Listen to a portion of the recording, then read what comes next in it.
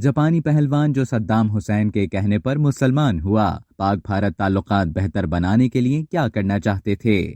Japan کے عالمی شہرت یافتہ ریسلر انوکی 79 برس کی عمر میں انتقال کر گئے۔ وہ کچھ عرصے سے خرابی صحت کے سبب اسپتال میں داخل تھے۔ انوکی جاپانی عوام میں انتہائی مقبول تھے اور ان کی وفات پر حکومت اور عوام افسردہ ہیں۔ انوکی اپنی وفات تک جاپانی رکن پارلیمنٹ تھے اور 4 دفعہ رکن پارلیمنٹ رہے۔ انوکی پاکستان اور پاکستانی عوام سے بہت محبت اور انسیت رکھتے تھے۔ وہ 1979 میں پاکستانی جھارا پہلوان سے شکست کے بعد پاکستان میں مقبول ہوئے تھے۔ انوکی نے جھارا پہلوان کی وفات کے بعد ان کے بھتیجے کو جاپان میں اپنی نگرانی میں تربیت دی تھی۔ وہ پاکستان اور بھارت کے درمیان امن کے فروغ کے لیے واگا بارڈر پر امن واک کرنا چاہتے تھے۔ انوکی نے عراق امریکہ جنگ کے دوران صدام حسین سے ذاتی تعلقات کی بنا پر درجنوں جاپانی شہریوں کو رہائی بھی دلوائی تھی۔ ریسلر انوکی نے صدام حسین کی دعوت پر ہی اسلام قبول کیا، جس کے بعد ان کا اسلامی نام محمد حسین انوکی رکھا گیا تھا۔ یہ بھی کہا جاتا ہے کہ انوکی نے 1990 میں کربلا کی زیارت بھی کی تھی۔